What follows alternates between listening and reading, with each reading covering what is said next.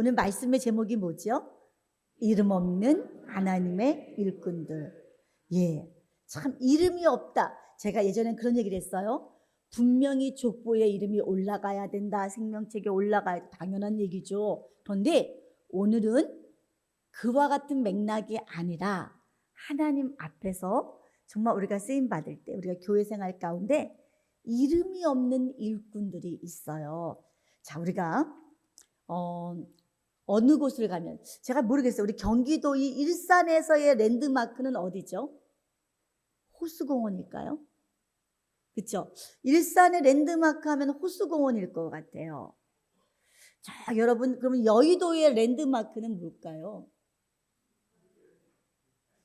예전에 63빌딩도 나왔는데 국회의사당이라고 해야 될지 63빌딩이라고 해야 될지 어쨌든 간에 우리나라뿐이 아니라 또 뭐가 있나요? 네?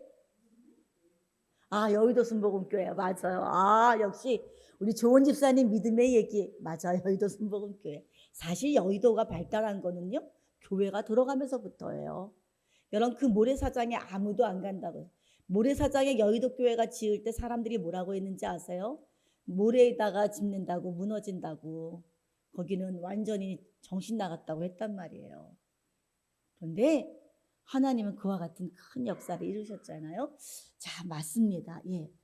우리가 어느 나라든지 가면 또 어느 지방을 가든지 어느 지역을 가든지 위대한 건축물들이 있어요. 그러면서 그 도시의 랜드마크라고도 얘기합니다. 그래서 하는 얘기가 저거는 그 유명한 건축가가 만든 작품이야 그래요.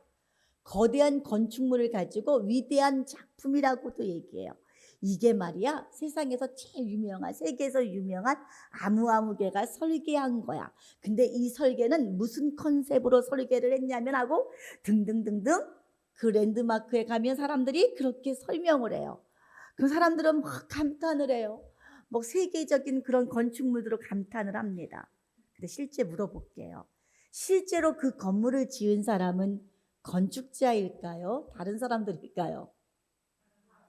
그렇죠. 설계와 계획은 그 사람이 했지만 실제적으로 그 건축물을 완성시킨 사람은 사실은 수백 명, 수천 명의 이름 없는 사람들이었어요. 여러분 우리가 긴 도로를 만들었을 때 뭐 경부고속도로, 혼남고속도로 뭐 우리가 여수대교라든지 이런 큰 데를 가다 보면 정말 멋있지요. 정말 시원하게 잘 뚫려 있어요. 근데 여러분 우리가 거기에 보면은 무슨 대교 그리고 뭐라고 써 있어요? 건설사 이름이 쓰여 있어요. 무슨 건설사. 그렇지만 사실은 그 다리 하나 그 도로를 만들기까지도 수많은 사람들이 그곳에 투입돼서 일을 했어요. 심지어는 여러분이 마트를 가요. 여러분 살 게 있어서 과일을 사든 뭘 사든 마트를 향해 가요. 마트를 가면 내가 원하는 과일도 있고 야채도 있고 어떤 공산품도 있어요. 우리가 쉽게 장바구니에 사가지고 옵니다. 그런데 이 모든 것도 보면은요 누군가는 심었을 것이고 누군가는 거두었을 것이고 누군가는 운반을 했을 것이고 누군가는 진열대에 정리를 했을 거예요. 또 우리가 여러분 애찬식 때 먹는 우리 밥들 식사들 그것도 우리가 반찬은 내가 떠먹지만 분명 내가 먹기 전까지 누군가가 장을 봐오고 누군가가 음식을 준비하고 그리고 그 음식을 준비할 때 다듬고 손질하고 양념하고 요리해서 그것이 결과물이 나온 거예요. 이렇게 볼 때 모든 결과 뒤에는 항상 뭐가 있냐면 보이지 않는 수많은 사람들의 손길이 있다는 사실입니다. 하나님의 이 구속의 역사도 마찬가지예요. 감추어진 정말 수많은 이름 없는 일꾼들. 오늘 그 이야기를 몇 가지 살펴보고자 하는데 첫 번째 대지로 오병이어 현장의 어린 아이입니다. 여러분이 좀 전에 오병이어의 기적이 일어나는 장면을 본문으로 읽었어요. 이 오병이어의 기적의 현장에 수많은 사람들이 예수님을 만나고자 또는 병을 고치고자 또는 말씀을 듣고자 많은 사람들이 모여들었어요. 우리처럼 1시간, 2시간 예배 드리는 게 아니에요.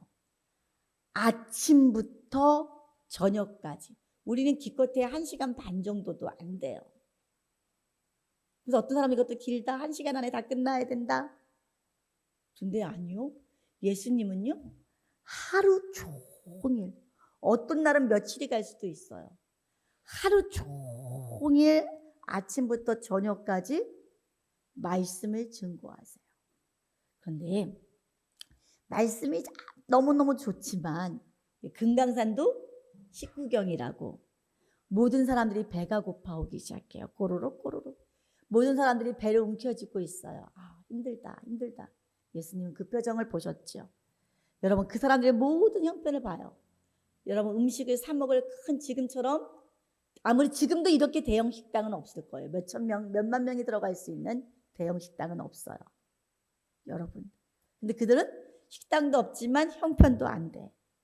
그때 예수님이 빌립에게 물어보셔요. 빌립, 어디서 떡을 사서 이 사람들을 먹여야 되지 않겠니? 우리가 좀 마련해야 되지 않겠니? 라고 물어봐요. 그랬더니 빌립이, 근데 분명히 6절에 하나님 예수님께서 빌립을 시험코자 함이라 그랬어요. 자, 본문에 등장하는 인물들 가운데 오늘 이 빌립은 예수님이 물어봤던 이 빌립은 어떤 사람이냐? 머리 회전이 굉장히 빨라요. 똑똑한 사람이에요. 예. 그 얘기를 듣는 순간 여러분 암산으로 계산이 딱 나오는 거야. 예수님이 이 사람들을 좀 밥을 먹여야 되지 않겠니? 그랬더니 벌써 빌립은 착 보더니 이 사람들이 이 많은 사람들이 먹으려면 얼마가 들 텐데 딱 보더니 예수님 적어도 미니엄 200데나리온의 돈이 있어야 이 사람들을 먹일 수 있습니다. 아니 그것도 배부르게 먹이는 게 아니라 요기 정도 할 수 있도록 먹이는 게 200데나리온이래요. 근데 200데나리온 그러면 우리 귀에 안 들어와. 화폐 단위가 틀리니까. 자, 200데나리온은 그 당시에 여러분 1데나리온이 하루 일당이에요. 자, 오늘날 하루 일당은 더 많겠죠. 하루 일당이 더 많겠지만 가장 우리가 적게 받는 걸로 한번 따져보면 하루 일당을 10만 원이라고 정해놓는다면 200데나리온이면 얼마일까요? 2천만 원이에요. 예, 다시 말해서 빌립이 예수님 이 많은 사람들을 먹이려면요 2천만 원의 돈이 필요합니다. 다 계산을 해서 예수님께 말씀을 드려요. 어떻게 보면은 이 빌립과 같은 사람은 오늘날 현대사회에서 필요한 사람이고 인정을 받을 사람이에요. 눈치가 빨라요. 상관이 얘기하면 즉시 보고서가 쫙 올라오는, 그래서 윗사람들이 인정하는 사람, 이런 사람이 바로 빌립이에요. 그런데 성경에 또 누가 나오냐? 안드레라고 하는 사람이 나와요. 안드레. 근데 이 안드레는 수만 명이 모였고 배고파하는 사람들을 어떻게 먹이지 고민을 하다가 안드레가 가지고 온 게 뭐예요? 어린아이와 함께 보리떡 5개와 물고기를 들고 예수님 앞에 왔어요. 자, 예수님 여러분이 볼 때는 어때요? 안드레가? 지혜롭다고 생각이 돼요? 저 안드레 답답해. 저 바보 같은 것 좀 봐. 야, 보리떡 5개랑 물고기 2마리로 여기 있는 사람들을 어떻게 먹일 건데?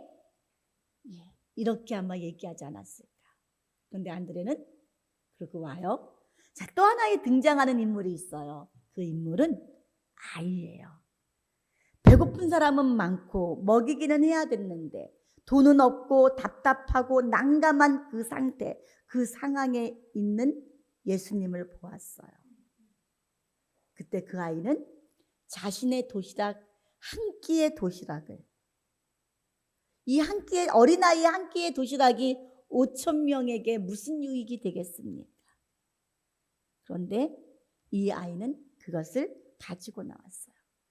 그리고 이것으로 말미암아 오병이어의 기적, 남자만 5,000명이에요. 그러면 여자와 어린 아이를 합치면 몇 명 정도가 될까요? 네, 적어도 2만 명이 돼요.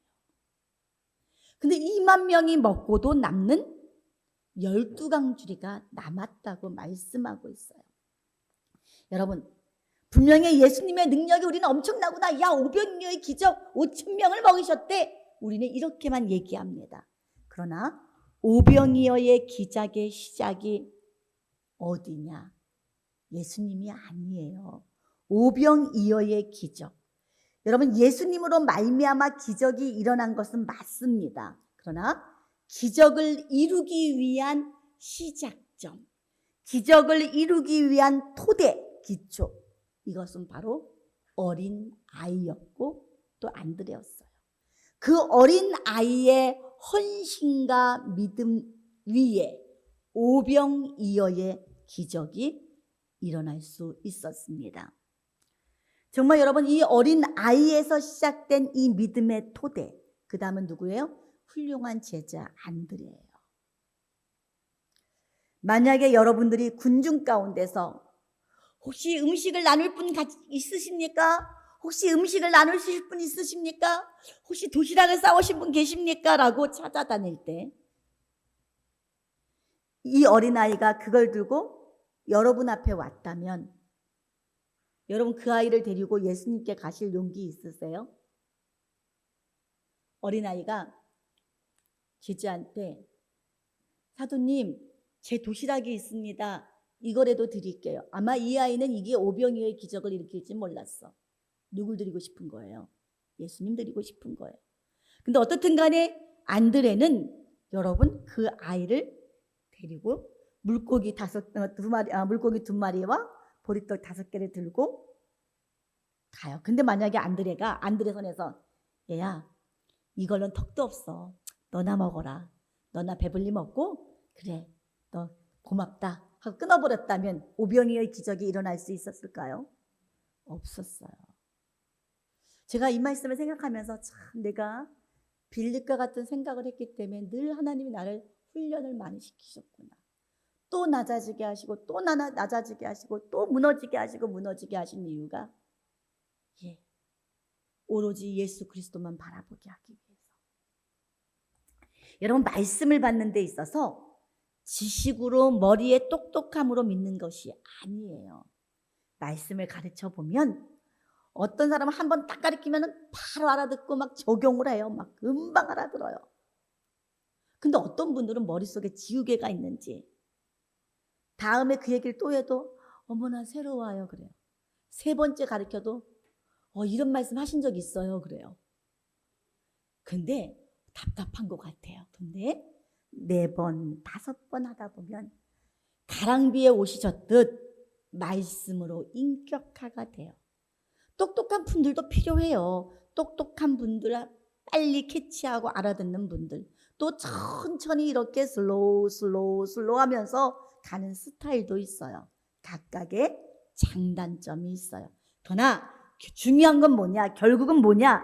누가 말씀 앞에 그대로 있느냐 할 때 비록 부족하다 할지라도 순수하고 정직하신 분들, 말씀 앞에 순수하고 정직이에요. 그런 분들이 정말 믿음으로 말씀을 받을 수가 있습니다.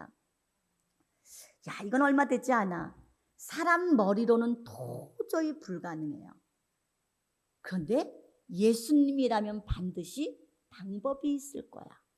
예수님이라면 분명히 이걸 가지고 무언가를 하실 수 있을 거야 라고 하는, 어떻게 보면 단순하고 조금 똑똑하다고 하는 사람들이 볼 때는 바보 같았어도 그의 단순한 그 믿음의 사람이 바로 안드레였다는 사실이에요. 자, 이제 오늘은 오늘 어린이 주일이지만 어린이에게만 포커스 맞추지 않고 이렇게 다 같이 맞춰서 말씀을 봅니다. 이제 어린아이를 한번 살펴볼게요. 내가 작지만 뭔가를 바쳤어. 근데 자기로 말미암아 정말 많은 사람들이 막 혜택을 보는 거야. 막 먹는 거야. 그럼 나도 모르게 무슨 생각이 들까요? 사람은요 보통 그래요. 주변 사람들이 너무 맛있어, 너무 잘 먹었어 하면은 슬쩍 어떤 마음이 들어요? 누구 덕분인지 알아? 그거 내가 예수님께 갖다 드린 거야. 내가 한 거야. 내가 한 거야. 제가 지금 어린아이가 만약 그런 마음을 갖고 있었다면. 근데 오늘 본문에 보면 우리가 그러잖아요. 저도 이렇게 막 훈련을 받고 낮아지면서 또 뭐가 생기냐면 열등의식이 생겨. 그래서 어디 가서 보면은 이렇게 뭐 일을 하다가도 열심히 그래 주님이 아시는 거야. 주님이 알아주셔. 괜찮아. 하다가 어느 날 보면 내가 한 공도 다 가로쳐서 자기네가 한 것처럼 막 하고 떠들면 그게 또 괘씸해. 그래서 저가 저 괘씸한 것 좀 봐봐. 저럴 수가 있어? 저는 또 내가 보면 내가 안 한 건 내가 안 했다 그러고 누가 한 건 누가 했다 그러고 함께 하는데 저놈의 인간들이 왜 저 모양이지? 이런 마음이 들 때가 있어요. 이것도 열등이죠. 이것도 좋은 건 아니라 열등의식이란 말이에요. 그래서 여러분 내 마음이 부유해. 근데 제가 그런 마음이 있어요. 요즘 하나님 앞에 하나님 나는 언제쯤 내가 오늘 이 말씀을 증거하면서도 하나님 나는 언제쯤 이렇게 변화가 될까요? 언제쯤 여기까지 갈까요? 이런 생각을 하고 있어요. 날마다 나를 쳐서 복종시키는 어느 날은 쳐서 복종이 되는 것 같은데 어느 날은 또 내 소가지가 또 올라오고 있어요. 이렇게 불안정한 인간. 그래도 하나님 배려서 하나님 감사합니다. 오늘도 아침에 또 말씀을 또 보면서 그래서 하나님 나 같은 자를 들어 쓰시는 예수님 감사합니다. 아버지 감사합니다. 이 어린아이가 이거 내가 우리 그잖아. 옆에 있는 사람 아저씨 이거 맛있게 드셨죠? 이거 어떻게 된 건지 아세요? 내가 예수님한테요 이거 갖다 드렸거든요. 이러고 자랑할 수 있잖아요. 근데 이 아이는 하지 않았어요. 사람 심리는요 적어도 이런 심리도 있어요. 나를 하나님 예수님이 칭찬해 주실 거야. 사람들 앞에서 여러분 여기 이 아이를 보십시오. 이 아이가 이렇게 도시락을 맞춰서 여러분의 기적을 맛본 겁니다. 여러분 이런 마음이 기대가 될까요? 안 될까요? 사람 마음이 다 있어요. 이런 사람이 예수님 앞에 예수님이 나를 불러서 특별하게 세워줘서 나를 좀 칭찬받게 해주면 얼마나 좋을까. 그런데 오늘 본문을 보면 이 아이는 이름도 없고 그냥 여기서 사라져요. 없던 것처럼 그냥 이야기가 끝나버려요. 자 여러분 근데 문득 이런 생각을 해봐요. 이 아이의 나이가 몇 살쯤 됐을까? 유치원생? 초등학생? 한 16? 15? 16은 아닐 것 같은 생각도 들고요. 그렇죠? 근데 오늘 우리가 여러분들 천국은 누구와 같아야 갈 수 있다 그랬죠? 어린아이와 같지 아니하면 천국에 들어갈 수가 없대요. 우리 마태복음 18장 2절부터 3절의 말씀입니다. 시작. 예수께서 한 어린아이를 불러 저희 가운데 세우시고 가라사대 진실로 너희에게 이르노니 너희가 돌이켜 어린 아이들과 같이 되지 아니하면 결단코 나이가요 50이 됐어요. 나이가 60이 됐어요. 70이 되고 80이 되고 100살이 되어도 어린아이와 같아야지만 천국에 들어갈 수 있어요. 그래서 과연 이 어린아이 보리떡 5개와 물고기 2마리를 갖다 드린 이 아이가 육체에 실제로 보이는 육체적인 나이일까? 아니면 심령에 초점을 맞춘 나이일까는 우리는 아무도 알 수 없어요. 그러나 다만 중요한 것은 작지만 이 아이의 마음, 순수한 예수님께 드리려는 이 순수한 어린아이의 마음을 우리는 생각해 봐야 됩니다. 바로 우리가 그런 마음이 있어야 되죠. 그 2만 명의 그 모인 사람들 중에 한번 생각해 볼게요. 과연 도시락을 싸온 사람이 한 명도 없었을까요? 그래서 요거로 갖다가 이 예수님을 부인하는 이 엉뚱한 신학자들이나 신신학자들이나 예수님을 부인하는 사람들은 오병이어의 기적이 아니라 사람들이 도시락을 싸왔는데 창피해서 다 숨기고 있다가 어린아이가 예수님께 드리니까 그때서야 일제히 다 도시락을 펴서 먹었다. 거짓말이죠. 왜 거짓말인 것 같아요? 왜 이 말이 거짓말이에요? 그럼 12강주리가 남으면 안 되잖아요. 12강주리가 남으면 안 되잖아요, 여러분. 근데 세상에 사람들은 또 그렇게 얘기를 하는 거야. 그런데 자, 그 얘기는 그 얘기고 분명 또 하나 물어볼게요. 분명히 그 자리에 도시락을 싸운 2만 명 가운데 도시락을 싸운 사람이 이 어린아이 한 명만 있었겠어요? 분명히 있었을 거예요. 누군가는 이 어린아이처럼 싸운 아이들도 있었을 것이고 도시락을 싸운 가족들도 있었을 거예요.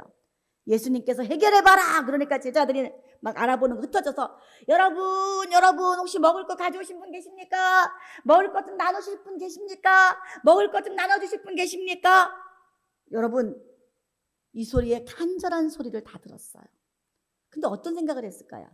자기가 싸운 도시락을 이렇게 보면서 에게 이걸 누구 코에 붙여? 에이 모르겠다 모른 척하고 우리끼리만 먹자. 모른 척하고 자기 가족끼리 먹이겠죠. 자기 아이들만 먹이겠죠. 자기 식구만 챙기겠죠. 아무도 선뜻 내 것을 드리겠다고 나서는 사람이 아무도 없었어요. 그런데 이름 없는 이 아이가 오병이어의 기적을 이루는 그 터를 마련했어요.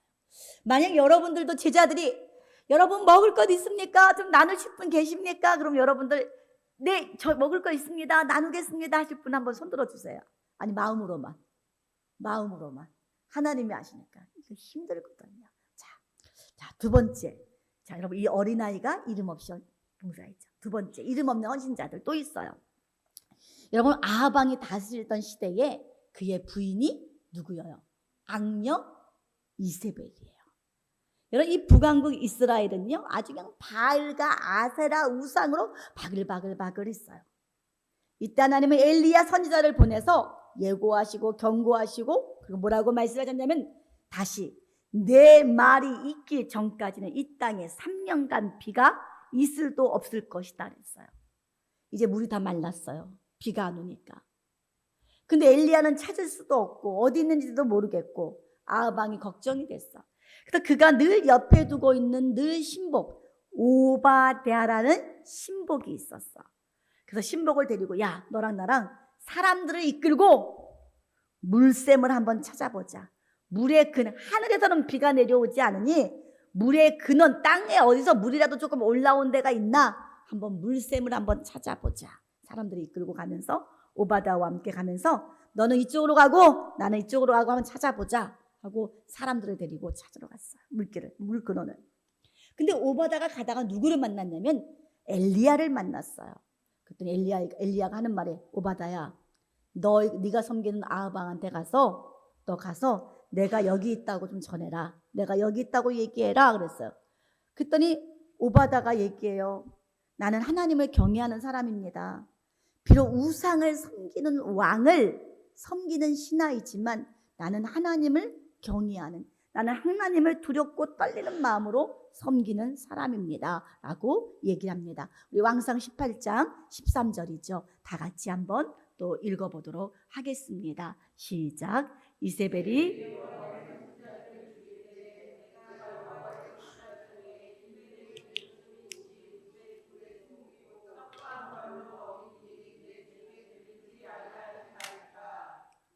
아멘. 자, 이 얘기는 뭐냐면 오바댜는요 하나님을 경외하는 사람이에요. 그래서 여러분 하나님을 섬기는 선지자들을 이세벨이 죽이려고 했을 때 50명씩 몰래 숨겨서 그 사람들이 떡과 물로 연명할 수 있도록 살아갈 수 있도록 여러분 책임지고 숨겨서 보호하고 있었어요. 우리나라 옛날에 식민지 생활할 때 일본의 식민지 생활할 때 독립운동가들을 숨겨주고 먹이고 재우고 도운 것처럼 오바댜는 선지자들을 이렇게 도왔어요. 만약에 들키면은 자기만 죽는 게 아니라 온 가족이 죽을 수가 있어요. 여러분 보면은 목숨 걸고 사람들을 지켰단 말이에요.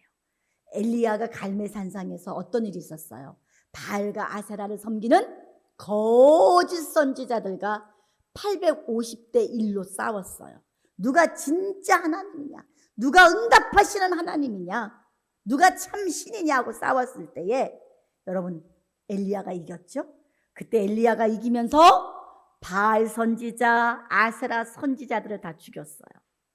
이 이야기를 들은 이세벨이 노를 바라면서 야, 당장 가서 엘리야 잡아와. 엘리야 죽여버릴 거야. 엘리야 잡아와. 이세벨이 소리칩니다. 그래서 엘리야가 너무 두려워서 도망을 가요. 도망을 가다 호렙산에 가서 호렙산 도착했을 때 너무너무 엘리야가 힘들고 어려워서 이렇게 얘기합니다. 하나님, 차라리 나를 데려가 주세요. 나 주의 일 하기 너무 힘들어요.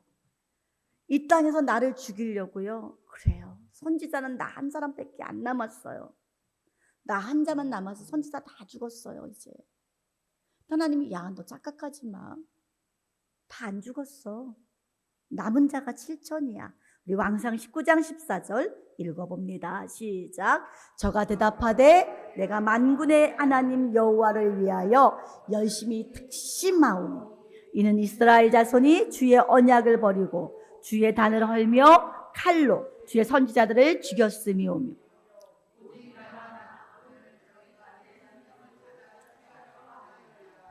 자, 다시 또 18절 말씀도 한번 읽어볼게요. 시작. 그러나 내가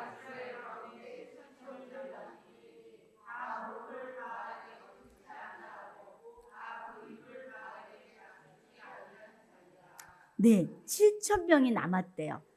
여러분 7천 명이 어떻게 살아남았을까? 저는 예전에 그냥 뭐라 그럴까 아무 생각 없이 하나님이 7천 명을 살려서 두셨구나. 하나님이 7천 명을 어디다 다 살아갈 수 있게끔 해주셨구나. 이렇게만 생각을 했었어요. 근데 아까 엘리야가 뭐라 그랬어요? 하나님을 섬기는 모든 선지자들은 다 죽었습니다. 나 혼자 남았습니다. 그랬단 말이에요. 그럼 어떻게 살아남았을까? 바로 오바다와 같은 인물 때문에. 오바다가 여러분 몇 명을 살렸다 그랬어요 지금? 50명 자기 목숨 걸고 100명을 살렸어요. 그럼 7천 명 중에 100명을 살렸으니까 또 몇 명이 있을까요? 나머지 6,900명. 7천은 완전 숫자이긴 하지만 6,900명. 그 6,900명은 누가 살렸을까요?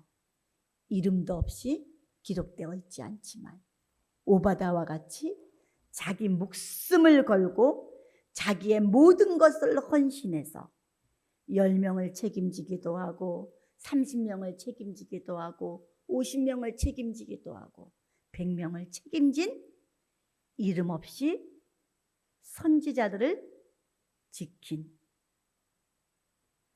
여러분 수십 명의 이름 없는 사람들이 하나님의 등불이 꺼질 수 있는 이스라엘에서 그 등불을 남기는 일들을 감당했다는 사실이에요. 인물의 이름은 오바다라는 사람 한 사람의 이름만 나왔지만 우리가 알지 못하는 그와 같은 사람들이 이렇게 했다는 거죠. 자, 세 번째 대지입니다. 오늘 성찬도 있어서 빨리 해야 돼. 이름 없는 두 형제의 이야기, 두 형제. 고린도후서 8장에 보면 예루살렘 교회에 여러분들 기근으로 인해서 어려움이 생겼어요. 그래서 사람들이 우리의 모교회라는 것은 뭐예요? 모교회라는 우리가 나의 모교예요. 그런 얘기는 뭐냐면 못지않은 어머니 못지않거든요. 이게 모교라는 것은 이제 어머니의 교회다 그런 뜻인데 모교라고 할 때 근데 저는 이단이 하도 이렇게 무슨 그렇게 쓰니까 되게 조심스럽지만 모교회란 말이야. 예루살렘 교회에서 다 파송이 됐잖아. 그 교회가 세워졌잖아요. 그래서 여러분 이들이 주변에 있는 이제 교회들이 안 되겠다. 모교회가 어려움을 겪고 있으니 예루살렘 교회를 위해서 우리가 구제헌금을 모아서 구제헌금을 전달하자. 그래서 세 사람을 뽑았어요. 고린도 교회에서 세 사람을 파송했어요. 사도 바울이 가장 신임하는 사람들을 또 인정받고 칭찬받는 사람 이 세 사람을 뽑아서 보내겠어요. 왜냐하면 여러분 가서 돈을 들고 오다가 슬쩍 집어넣고 요것밖에 안 꺼졌어요. 그럴 수 있잖아요. 요것밖에 안 거쳤어요. 그런데 참 정직한 사람들이에요. 자, 한번 볼게요. 이 사람들 신임하는 사람들을 세 사람을 보냈어요. 자, 고린도후서 8장 16절을 먼저 읽어봅니다. 시작. 너희를 위하여 같은 간절함을 디도의 마음에도 주시는 하나님께 사하노니. 자, 그러면 세 명 지금 여러분 사람들 이 형제를 세 사람을 파송하는데 이 세 사람 중에 한 사람이 누구예요? 디도예요. 우리 디도서 지난번에 새벽 예배 때 배우신 분들 기억날 거예요. 디도서, 예, 디도가 있던 그 섬 이야기를 들린 적이 있어요. 자, 그 다음에 18절 말씀, 고린도후서 8장 18절 말씀 시작. 또 저와 함께 한 형제를 보내었으니 이 사람은 복음으로써 모든 교회에 칭찬을 받은 자요. 자, 보세요. 저와 함께 할 때 저가 누굴까요? 디도예요. 디도와 함께 한 형제를 또 보냈대. 근데 이 형제도 칭찬을 받는 자야. 자, 다시 또 고린도후서 8장 22절로 넘어가 봅니다. 8장 22절 또 읽어봅니다. 시작. 또 저희가 즉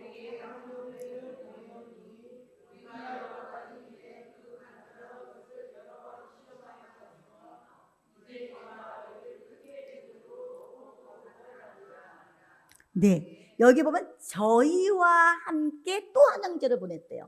이 저희는 누구예요? 디도와 한 형제.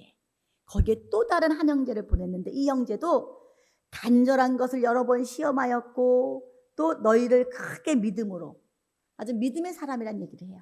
여러분, 디도, 한 형제, 또 다른 한 형제. 이 사람들은 며칠을 지금 오고 가야 돼요. 여러분, 배를 타기도 하고, 그쵸? 배를 타고 가야 되기도 하고, 여러분 걸어서 가야 되고, 수고를 똑같이 해요. 디도만 더 수고하는 건 아니에요. 디도랑 똑같이 수고하는데 누구의 이름만 딱 호명돼 있어요 지금? 디도.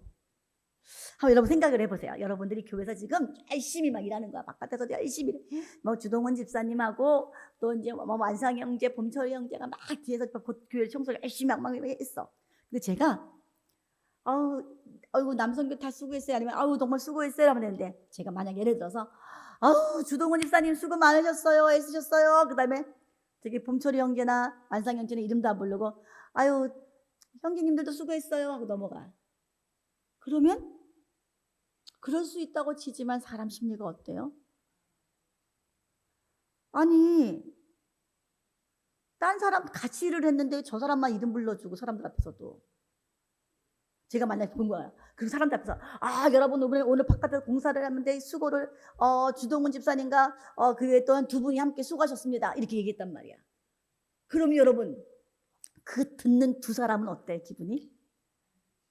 그쵸? 아니 나 수고 똑같이 했는데 똑같이 일했는데 뭐 한 명만 이름 불러주고 뭐 우리들은 이름 안 불러줘? 아니 왜요? 아니 내 마음속에 왜 내 이름은 왜 안 불러주는 거야? 아니 우리가 나머지야? 나머지 취급받는 거야? 이렇게 생각이 들 수 있어요. 그러나 성경에 보면은요 사도 바울이 동역자들이 참 많이 있어요.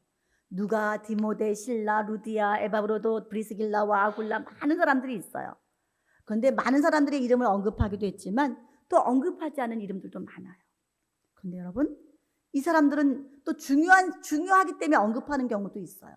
그런데 이 두 형제와 같이 빛도 없이 이름도 없이 사도 바울을 돕는 사람들이 더 많았다는 것을 우리는 발견할 수가 있어요.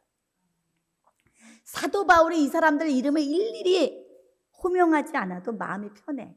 시험 들 사람이 아니야. 섭섭해할 사람이 아니야. 일을 시켜도 편해. 알아주지 않아도 편해. 전혀 자기들 이름 언급해주지 않아도 상관이 없어. 사도 바울이 늘 편해. 꼭 누구 같아요? 우리 탄현배대교회 성도님들 같죠? 네, 꼭 이렇게 되기를 바랍니다. 네. 여러분 이 사람들은요 예수님의 말씀 그대로 자기 인격에 형상화된 사람들이에요. 말씀이 자기 몸에 다 인격으로 형상화된 사람이에요. 마태복음 6장 3절부터 4절 말씀을 보면 너는 구제할 때에 오른손이 하는 것을 왼손이 모르게 하여 내 구제함이 은밀하게 하라. 은밀한 중에 보시는 너희 아버지가 갚으시리라. 여러분 사람한테 칭찬받는 거, 인정받는 거 이것보다 더 중요한 건 하나님이 보시는 거예요. 여러분들 사람이 내 이름 안 불러줘도 누가 내 이름 기억하시면 돼요? 하나님이 기억하시면. 가끔 저는 여러분들을 볼 때마다 내 모습을 볼 때가 있어요. 그 내가 하나님 앞에 하나님 내가 똑바로 걸어야 성도들이 똑바로 걷는데 나를 인도해 주세요. 이렇게 기도합니다. 이제 결론을 맺습니다. 네, 오늘 결론은 조금 짧게 하겠습니다. 네, 결론입니다. 여러분, 진정한 동역자란 어떻게 정의할 수 있을까요? 진정한 동역자에 대해서 여러 가지로 정의할 수 있겠지만 진정한 동역자란 자기 이름을 잊어버리는 자입니다. 자기 이름을 잊어버리는 자만이 참 복음의 동역자가 될 수 있어요. 목사든 전도사든 장로든 권사든 집사든 누구를 막론하고 자기 이름을 잊어버리고 구애도 받지 않고 그래야지만 100% 충성할 수 있어요. 오늘 이름 없이 나타났다가 사라져버린 이 어린 아이, 7,000명을 자기 목숨을 걸고 보호하고 헌신했던 이름 없는 일꾼들, 그리고 2명의 이름 없는 형제들, 이 사람들이 다 복음의 터전이에요. 여러분, 세계에는 다 국가마다 뭐가 있어요? 국가 정보원들이 있어요. 첩보원, 스파이들이 있어요. 이 사람들이 전 세계에 흩어져서 임무를 수행해요. 그 사람들은 이름도 없이 해요. 어떤 사람들은요, 내가 임무를 수행하다 죽어도 국가에서 모른 척해요. 본국에서 아는 척을 안 해요. 우리 사람이라고 할 수가 없어. 왜? 비밀 요원이기 때문에. 근데 그런 사람들은 모든 걸 감수하고 나라를 위해서 임무를 수행하는 사람들이 있어요. 그런 사람들이 있기 때문에 국가가 어떻게 보면 대외적인 일들을 하고 어떤 작전을 펼치고 나라가 또 강해질 수도 있는 거예요. 그렇죠? 자, 이와 같이 여러분, 구속사의 역사도 마찬가지예요. 자, 여러분들, 예수님께 구속사의 역사도 마찬가지인데 지금 수만 명이 모여 있었어요. 난감한 상황이에요. 예수님의 마음은 어땠을까요? 예수님의 마음도 졸이시고 애탔을까요? 그냥 제자들을 시험하는 거니까, 예수님이 오병의 기적을 일으킬 생각을 하셨으니까 예수님은 편안하셨을까요? 어땠을 것 같아요? 예수님 마음은? 예수님도 애타셨어요. 왜요? 예수님은 혼자 일하시는 게 아니에요. 우리는 전지전능하신 하나님이시니까 알아서 다 수습하시겠지. 수습하시겠지. 알아서 다 해결하실 거야. 그런데 여러분, 여자의 후손 메시아가 오기까지 몇 년이 걸렸어요? 4,000년이 걸렸어요. 아니 여러분, 그냥 빨리빨리 보내서 그냥 없앨 거, 인간들 없애고 인간도 살리고 막 그냥 해버리면 되는데, 여러분들 알다시피 아담, 셋, 에노스, 계난 쭉쭉쭉쭉 나오고, 그죠? 아담, 셋하고 쭉 나오더니 왜 이렇게 오래 걸렸어요? 역사가? 여러분, 또 예수님이 오셔서 또 아직까지도 뭐예요? 구속의 역사가 지금 6,000년까지 내려오고 있어요. 하나님은요, 분명히 전지전능하셔요. 그러나 하나님은 일을 하실 때 뭘 바라시냐? 믿음의 터전을 바라세요. 믿음의 터 위에 하나님은 한 단계를 또 올리셔 주세요. 그리고 다음 단계에 나가야 되는데 다음 단계에 믿음의 터를 또 헌신할 수 있는 믿음의 사람을 기다리고 계세요. 다음 단계를 나갈 수 있는 그 믿음의 터를 이룰 수 있는 기초, 누군가가 나타날 때까지 기다리셔요. 그것이 1년이 될 수 있고 10년이 될 수 있고 20년이 될 수 있고 100년도 될 수 있어요. 그래서 중세의 암흑 시대도 있었고 말라기 시대도 암흑 시대가 있었던 거예요. 하나님의 구속의 역사는요, 우리 강을 건널 때 다리가 쭉 있어서 쭉 다리를 타고 가는 게 아니에요. 하나님의 구속의 역사는 어떻게 보면 징검다리와 같아요. 하나님의 구속사의 역사는 징검다리의 돌과 같은데, 이 돌멩이와 이 돌멩이 사이가 어떤 거는 1년밖에 안 될 수도 있고 어떤 거는 이 돌멩이와 이 돌멩이가 100년이 걸릴 수도 있어요. 여러분들, 그 믿음의 터가 나타날 때까지, 이게 바로 구속의 역사, 하나님의 역사예요. 오래 기다리셔요. 오래 걸릴 수밖에 없어요. 여러분, 애타하시는 하나님, 예수님 앞에 이 믿음의 터가 되는 어린아이가, 터전이 되는 어린아이가 나타난 거예요. 비로소 예수님이 그것을 가지고 일을 하시는 거예요. 그야 우리 예수님은 무에서 유를 창조하시는 분이십니다. 그런데 하나님은 구원의 역사만큼은 우리의 믿음의 터를 요구하십니다. 우리 베델의 성도님들, 한 사람 한 사람을 통해서 하나님 아버지의 이 구속의 역사가 하나하나 중단 없이 전진되기를